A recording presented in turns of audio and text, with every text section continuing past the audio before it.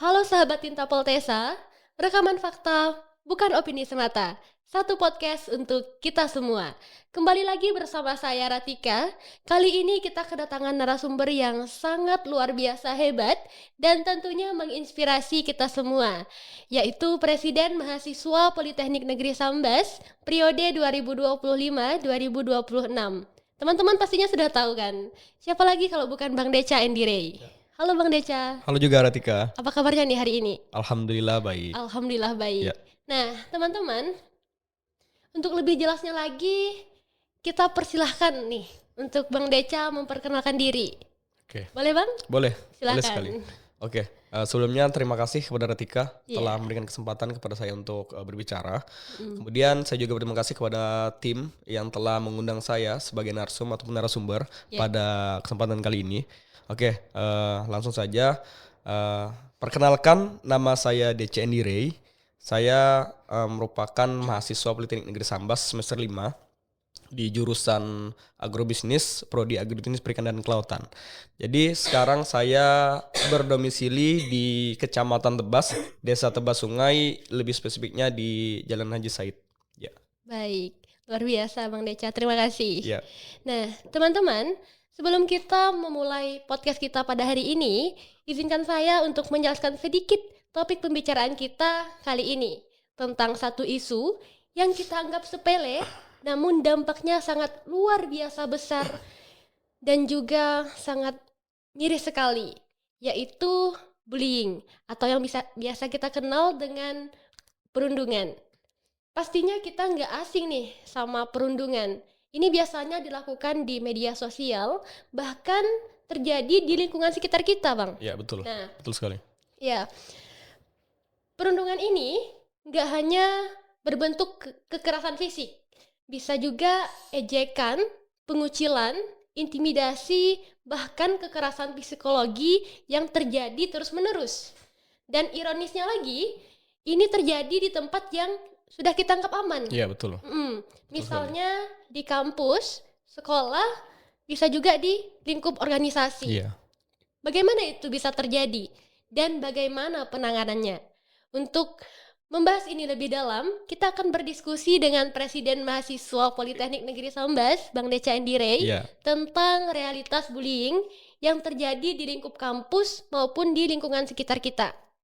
Nah, Bang Deca, mungkin teman-teman di sini nggak tahu nih, apa sih itu bullying? Nah, bisa Bang jelaskan sedikit? Oke. Oke. Oke, terima kasih. Jadi langsung saja. Sebelumnya betul seperti yang dikatakan Ratika. Jadi isu yang mungkin sangat marak ataupun sering terjadi yang di tempat aman ataupun di sekitar kita yaitu bullying. Iya. Yang dimana saya di sini juga mengajak teman-teman semua, mari kita juga membahas ya, kita lebih paham akan masalah bullying ini. Mari kita bahas bersama dan kita cegah, kalau bisa kita putus rantai dari bullying ini.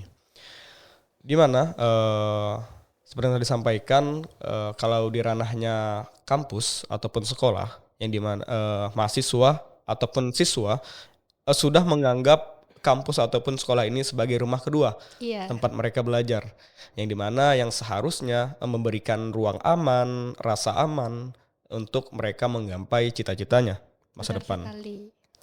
Kemudian makna itu akan berubah apabila ketika di dalamnya orang-orangnya itu saling menyakiti, saling membuli, kemudian saling menjatuhkan.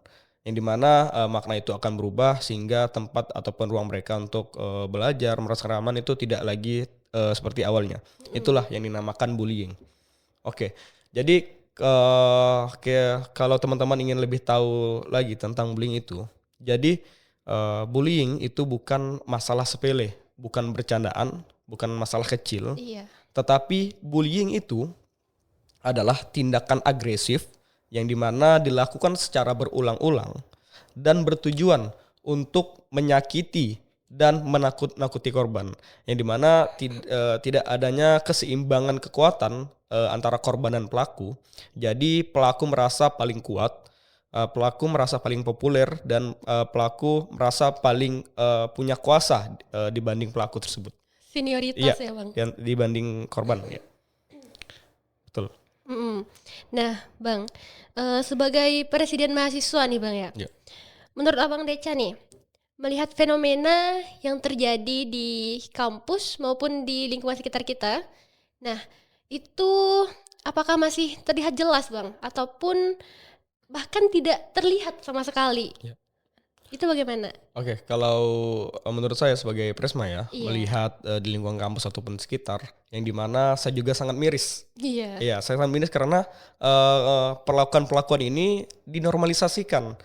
Jadi mungkin karena sudah kebiasaan, maka dianggap sebagai kebiasaan ataupun sudah tradisi. Itu yang seharusnya kali ini kita bahas dan kita selesaikan. Kita mengedukasi pada teman-teman bahwa oh ini loh yang ternyata adalah tindakan bullying dan ini yang bukan tindakan bullying. Yang dimana kita juga harus membedakan di mana tindakan bullying dan di mana tindakan menghukum. Jadi iya, kalau kita melihat untuk tindakan bullying yang memang betul-betul untuk menyakiti, yaitu contohnya ketika di sekolah tuh kakak tingkat kan, ketika ada siswa baru masuk, dia mau melihatkan kekuasaannya, ya kan? Dia mau melihatkan kepopularitasnya kan, mm-mm. kekuasaannya kepada siswa baru tersebut sehingga dia tadi menyuruh-nyuruh ya kan. Dia ibaratnya apa? Kalau meminta duit itu Memalak. iya, memalak ya. Dia memalak siswa baru sehingga apa dampaknya membuat siswa baru tersebut menjadi trauma, menjadi ketika pembelajaran tidak konsen sehingga yang paling parahnya adalah membuat depresi Iya, ataupun trauma yang mendalam. Sehingga dia tidak lagi mau masuk sekolah, kan tidak lagi konsen dan lain sebagainya. Jadi itulah tindakan kekerasan dari bullying. Harus kita bedakan juga tindakan kekerasan kalau menghukum. mm-mm. Bukan tindakan keras tapi menghukum apabila ada memang yang tidak sesuai. Contoh kalau di kampus itu asdos ataupun mahasiswa yang diberikan amanah dosennya untuk memberikan materi ataupun pembelajaran kepada teman-temannya. Ketika ada teman-temannya tidak mengajarkan soal ataupun tidak mengerjakan tugas, di asdos ini memberikan tugas lebih ataupun memberikan PR yang lainnya kepada mahasiswa yang tidak mengerjakan tugas tadi. Iya, Nah, itu harus kita bedakan di mana memang menyulitkan apa namanya memberikan tugas tambahan untuk memberikan hukuman atau memberikan tugas tambahan tadi yang di SD bukan untuk memalak ataupun menyakiti seseorang mm. seperti itu. Kesannya sama tapi berbeda ya Iya, Bang ya. kesannya sama tapi berbeda. Iya. Iya, Nah, Bang, kan udah banyak kan bullying nih ya ya betul. di sekitar kita. Iya. Nah, bullying seperti apa sih yang sering terjadi? Apakah berupa kekerasan fisik atau yang dilakukan di media sosial yang biasa kita kenal dengan cyberbullying? Ya, baik sekali pertanyaannya. Oke. Jadi kita juga harus mengetahui nih Ratika, apa Mm-mm. saja bentuk-bentuk dari bullying ini. Iya, Yang dimana paling umum kita ketahui dari bentuk-bentuk bullying ini itu ada 4. Yang pertama bullying secara fisik. Bullying secara fisik ini tentu saja kalau sudah fisik kan berarti ada kontak langsung. iya, Ya seperti pemukulan, terus tendang, tendang dan iya, juga mungkin yang lebih parahnya lagi meninju dan sebagainya. Nah, dan juga kedua yaitu bullying secara verbal. Tentu saja kalau verbal ini adalah menggunakan kata-kata kan seperti yang mengejek, membuli, ya. Dan juga yang paling parah adalah merendahkan orang lain. Nah, itu yang mungkin kita sayangkan. Dan juga ada bullying secara sosial yang Mm-mm. dimana ini berhubungan dengan masyarakat, yaitu mengucilkan, merendahkan orang lain, bahkan yang parahnya juga adalah menyebarkan hoax yang tidak sesuai dengan faktanya. Iya. Nah itu dia kalau bullying secara sosial. Dan yang terakhir ada bullying secara tadi cyber ya kan, bullying Oh cyber, iya, cyberbullying kan. media sosial. Ya, media sosial yang dimana berhubungan dengan media sosial yang pelaku melancarkan aksinya dengan menggunakan platform media sosial seperti WA, Instagram dan Facebook yang dimana ini juga sulit kita ketahui pelakunya karena Iya. anonim. Mm-mm. Dia biasa kan menggunakan fake account kan sehingga susah untuk kita mencari pelakunya, kita mendeteksi siapa sih yang melakukan atau tentu aja kalau media sosial dia mengkomentari kan Iya. mengomentari, menjelekkan, menghujat dan sebagainya. Haters. Haters, ya betul sekali. Jadi susah untuk kita mengetahui. Itulah tantangan kita bersama, bagaimana kita dapat memutus rantai pembulian yang dari fisik, sosial maupun tadi cyberbullying yang ada di media sosial, mungkin gitu. Agar tidak berkelanjutan ya Ya, Bang ya. betul sekali. Agar tidak berkelanjutan. Iya. Nah, Bang, kemarin tuh saya ada mendapatkan berita ya Ya. di media sosial. Ini kasus bullying Ya. yang dilakukan oleh anak di bawah umur. Ya. Nah, itu faktor utama yang memicu terjadinya bullying itu apa sih, Bang? Apalagi dilakukan oleh anak di bawah umur ya. Nah, Ya, ya, itu. ya. Oke, baik sekali. Oke, jadi ini kan berhubungan dengan anak di bawah umur. Iya. Oke, jadi mungkin ada beberapa yang sangat mempengaruhi anak di bawah umur ini ketika melakukan bullying. Pertama, yang paling dekat dengan kita itu apa? Orang tua. Iya, betul sekali. Orang tua, lingkungan keluarga kan. Iya. Iya. Jadi lingkungan keluarga itu saya kira itu sangat penting untuk menjaga anak agar tidak melakukan hal-hal yang tidak diinginkan seperti bullying tersebut. Jadi banyak mungkin kasusnya ya dari pelaku bullying ini dia kurang merasa diperhatikan, Disayangi. betul. Ya, dia merasa kurang juga mendapatkan perhatian lebih dari orang tuanya, mungkin entah kesibukan dan lain sebagainya. Mungkin kita tidak tahu faktor di internalnya, Iya. sehingga anak tersebut melampiaskan kesepiannya tersebut ataupun melampiaskan rasa tidak nyamannya tadi, mungkin entah orang tuanya bertengkar kan di rumah, dia broken home. ya broken home, betul sekali. Dia melampiaskannya keluar, dia dengan tadi setelah dia keluar mungkin dia dengan cara mengejek temannya, dengan dia cari memukul ataupun menunjuk temannya, itu dia melampiaskannya keluar. Itulah mungkin untuk faktor pertama mengapa itu dapat terjadi. Kemudian selanjutnya adalah mungkin saya kira lingkungannya yang mempengaruhi dari dia melakukan sesuatu. Saya kira ini lingkungan ini sangat berpengaruh kepada individu ataupun seseorang. Contohnya ketika kita kan ada pepatah mengatakan kalau kita berteman dengan orang yang jual minyak wangi, kita akan terasa wanginya. Iya. Ya. Kalau kita berteman dengan orang yang Bau. kita juga akan Ikut bau. Iya, ikut bau juga. Jadi saya kira lingkungan memang sangat penting, dan juga tentunya balik lagi kepada orang tua harus memperhatikan anaknya bergaul dengan siapa, berteman dengan siapa, sehingga nanti akan menciptakan lingkungan yang baik pula. Kemudian yang bisa juga sangat penting mempengaruhi anak itu melakukan bullying adalah pengawasan. Ketika dia berada di lingkungan sekolah ataupun lingkungan kampus, berarti orang tuanya kan tidak bisa memantau. Kan seperti itu. Benar. Orang tuanya tidak bisa memantau, jadi orang tua kedua yang harusnya memantaunya ataupun mengawasi. Iya. Betul sekali. Kalau di SD itu seperti guru kan. Nah, ini juga menjadi perhatian kita. Guru itu mungkin sebagian lah, tidak semuanya, kurang mengawasi dari siswa tersebut, kurang mengawasi sehingga terjadilah pembulian-pembulian yang dimana itu dianggap dinormalisasikan, itu dianggap sepele. Inilah yang miris di lingkungan sekitar kita, di mana bullying ini dilabel sebagai kenakalan anak-anak biasa saja. Jadi hanya ketika ada yang dibully, dipertemukan, damai dan lain sebagainya, udah hanya itu. Perdamaian. Iya, perdamaian. Jadi tidak ada tindak lanjut yang menjerai pelaku sehingga pelaku bebas menjalankan aksinya untuk kedepannya kembali. Mungkin seperti itu dia.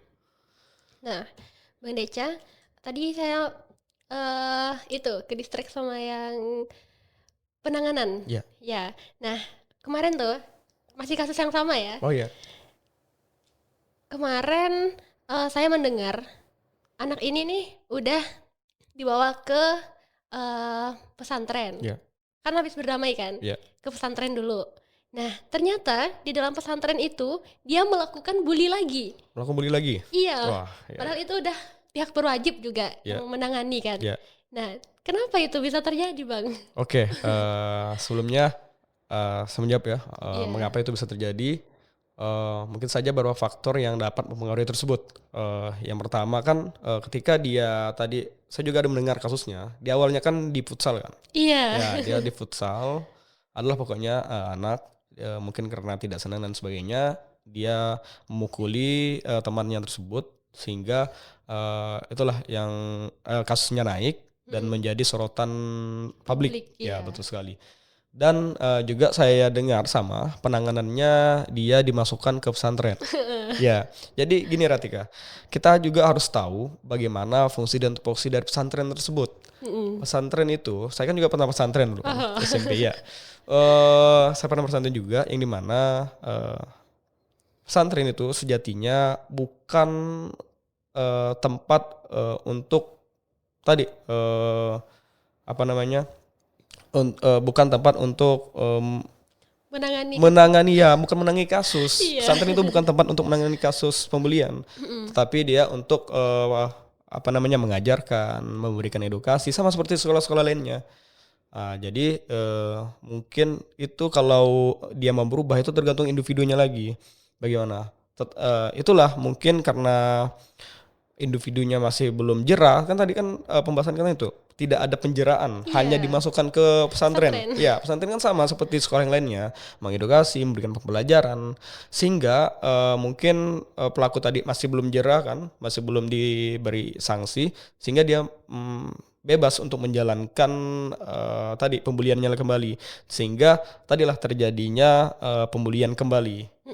Jadi fokus kita di sini apa? Yaitu bagaimana kita dapat menjerai. Kita dapat menjerai pelaku tersebut sehingga dia tidak mau lagi, sehingga dia kapok untuk melakukan pembuliannya tersebut. Ya kan, itu dia fokus pentingnya. Yang dimana seperti yang kita ketahui bersama, untuk penjara bullying itu untuk anak umur itu kan agak susah untuk dipidanai. Iya. Ya.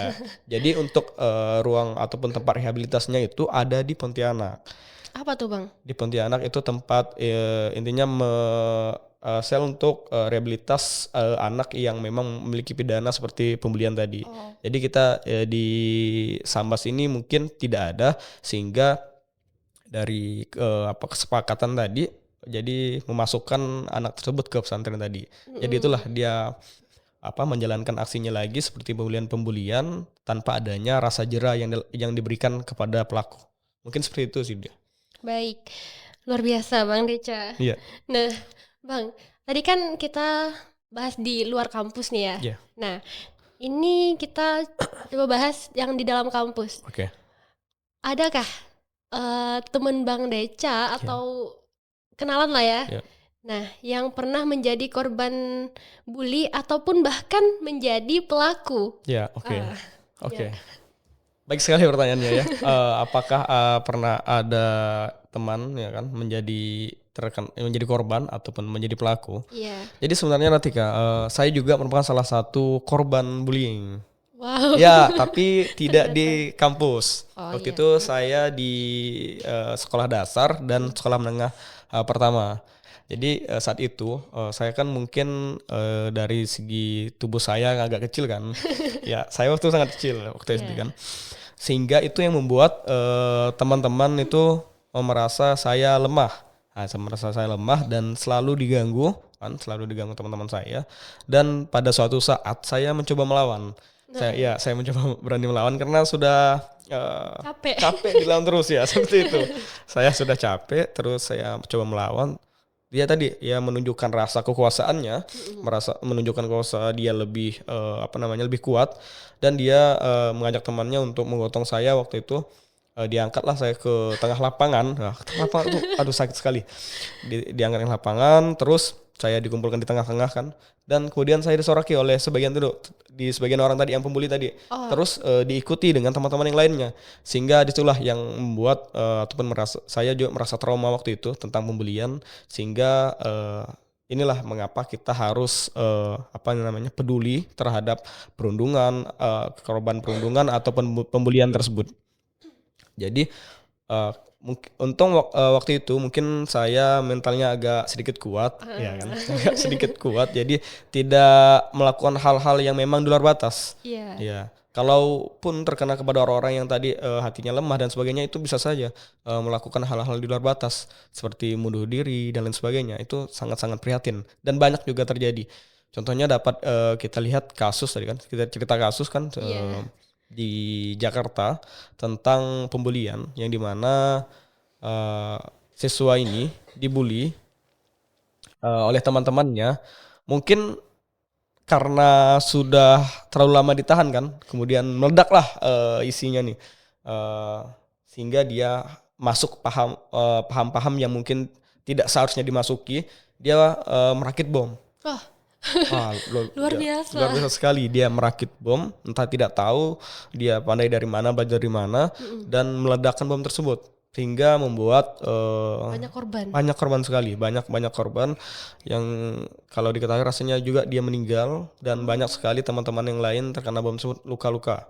Nah, itulah yang sebenarnya kita tidak mau dari dampak bullying ini, eh, menjadikan kan korban bullying itu berpikir yang di luar batas, yang tidak seharusnya. Iya. Nah, oleh karena itulah kita juga harus lebih peka, ataupun kita harus care kan dengan eh, tindak perundungan bullying ini.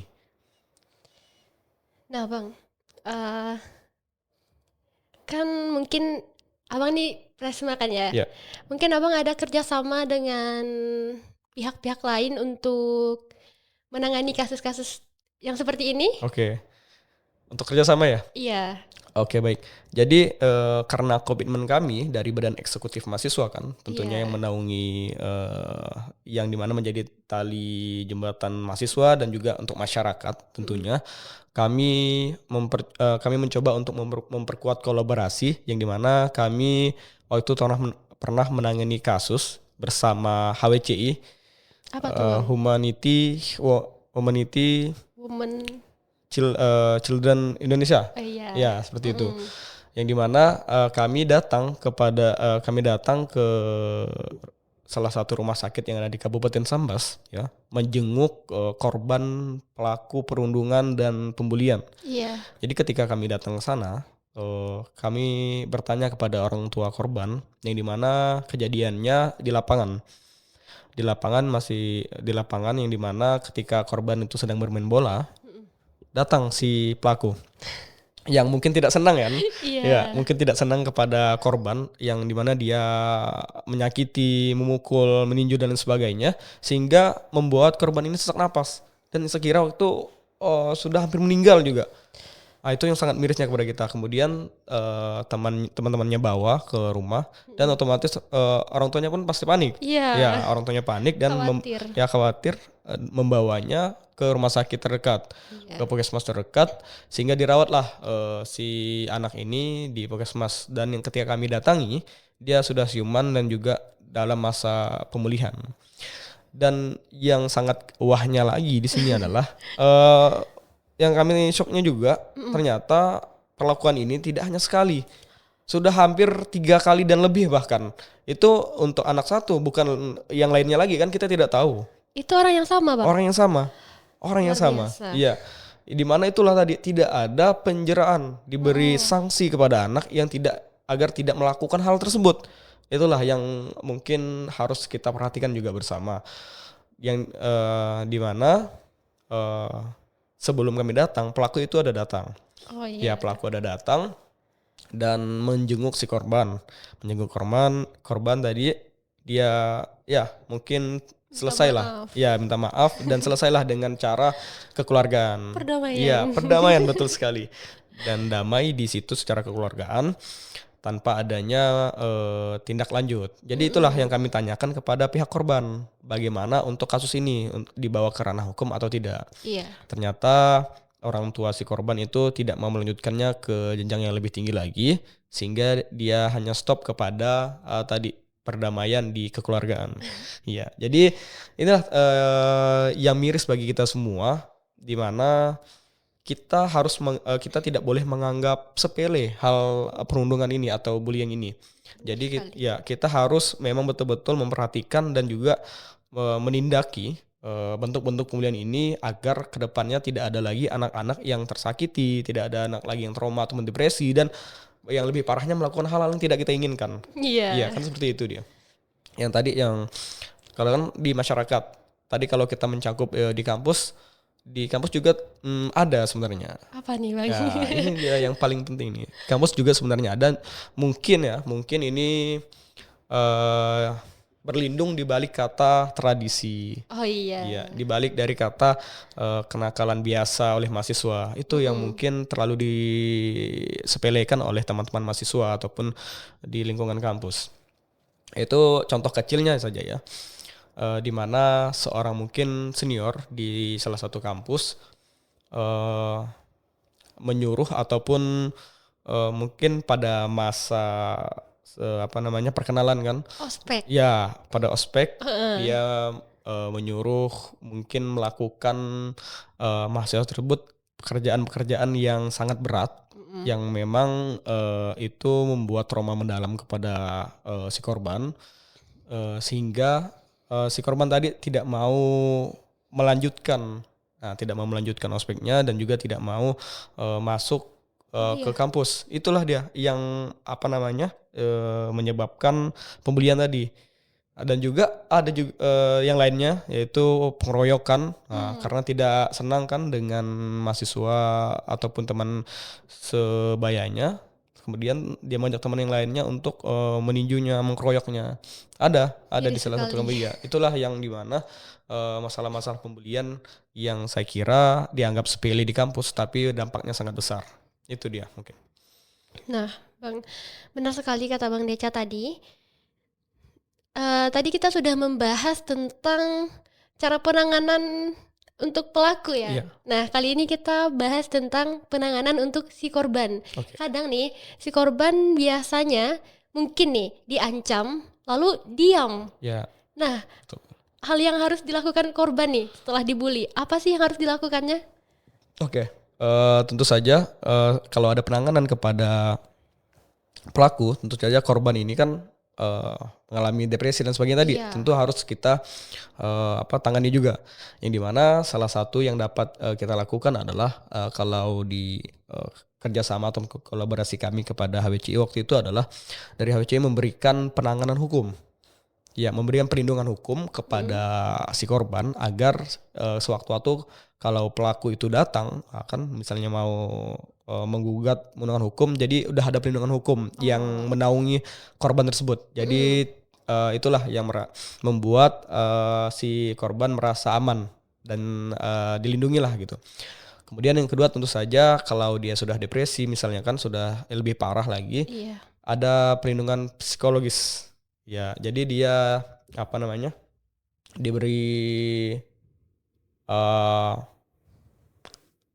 diberi uh, pelindungan psikologis mungkin dari depresi tadi kan agar menghilangkan traumanya sehingga dia dapat menjalankan aktivitasnya seperti biasa kembali. Mungkin itu saya kira yang penting untuk penanganan yang kita lakukan, dan untuk penanganan lainnya adalah kita sebagai mahasiswa kan tentunya harus juga peduli dengan ini dan berani berkata stop kepada bullying, yang dimana ini tadi dampaknya kecil tapi sangat besar dari tindakan yang ditimbulkan kan seperti itu. Untuk peran orang tua nih Bang, Ya. apa yang harus dilakukan orang tua? Oke, ini untuk orang-orang tua ini kepada anak-anaknya mungkin sangat penting kebersamaan kepada orang tua. Karena dari beberapa yang saya lihat dan juga saya perhatikan, orang tua tadi kan ada merupakan lingkungan pertama oleh Iya. anaknya. Jadi untuk orang tua mungkin sering-sering anaknya diperhatikan, diajak berbicara, ngobrol yang mungkin itu hal kecil tapi berdampak besar kepada anak. Jadi kita tanya bagaimana aktivitasnya di sekolah gimana, bagaimana tugasnya dan lain sebagainya. Lebih banyak baratnya Deep talk. iya deep talk, betul, berbicara kepada anak. Iya. Yang lebih banyak meluangkan waktu. Itulah yang menjadi hal penting bagi orang tua untuk kedepannya nanti, sehingga anak merasa diperhatikan. Jadi ketika orang tua sudah memberikan hal-hal yang positif kepada anaknya, maka otomatis anaknya juga akan memberikan hal positif kepada orang lain. Iya, Mungkin seperti mantap itu. sekali. Berarti emang dari lingkungan pertama nih ya, pendidik pertama. Iya, betul sekali. Untuk pendidik pertama ini orang tua. Penting sekali Iya. teman-teman. Nah, Apa nih pesan Bang Deca dan harapan Bang Deca Ya. buat korban ataupun si pelaku di luaran sana?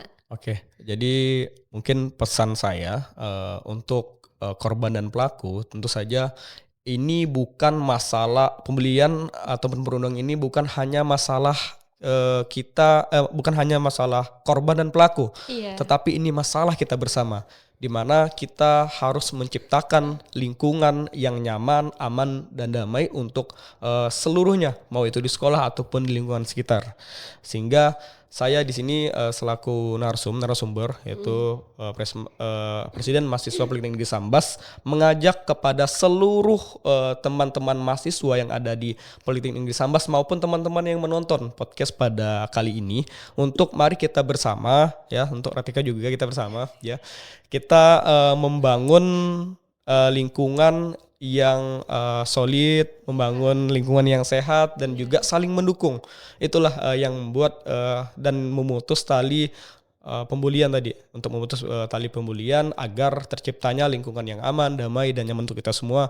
Tentu tadi yang kita menganggap bahwa kampus ataupun sekolah bukan rumah kedua bagi siswa ataupun mahasiswa seperti itu. Dan juga sedikit pesan kepada teman-teman mungkin ya yang menjadi korban, jangan untuk pelaku dan korban ini pesannya ya, bully ini ataupun perundungan bukanlah hal yang kuat, melainkan menunjukkan bahwa dirinya itu tidak mampu. Iya, lemah. Ya lemah.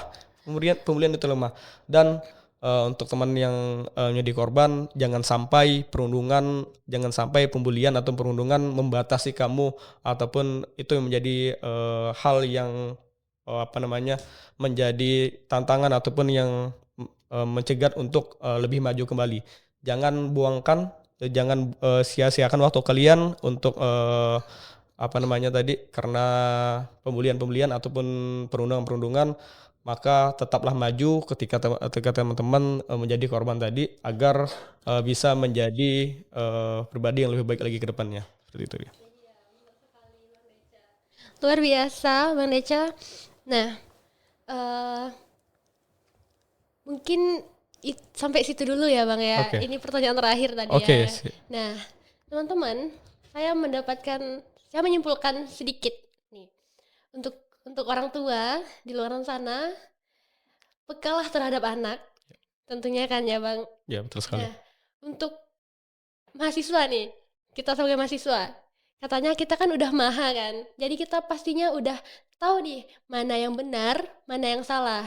Jadi jangan sampai kekuasaan kita nih jadi acuan buat melakukan seenaknya sama seseorang. Nah, buat anak-anak yang biasa nih, kita sangat penting nih memasuki lingkungan yang aman. Ya, betul. Jangan asal-asal milih pergaulan. Ya. Pergaulan ini sangat penting. Tidak hanya di dalam keluarga, tapi juga di dalam pertemanan. Untuk teman-temannya juga harus peka terhadap temannya. Jangan sampai ternyata temannya itu dibully. Ya. Nah, kita harus melihat juga keadaan teman kita. Nah, mungkin itu saja yang bisa saya ambil dari obrolan tadi. Oke. Nah, terima kasih Bang Deca Ya, terima kasih juga Ratika. Pemaparan pandangannya nih ya. Iya, betul. Luar biasa. Nah, teman-teman, cukup sekian nih podcast kita pada hari ini. Terima Oke. kasih sekali lagi Bang Deca Oke, yang sama-sama, sudah Ratika. menyempatkan waktunya Oke, untuk hadir di siap. podcast kita hari ini. Oke. Nah, teman-teman, nantikan podcast selanjutnya hanya di LPM Tinta Poltesa, aktual memberitakan. Sampai jumpa.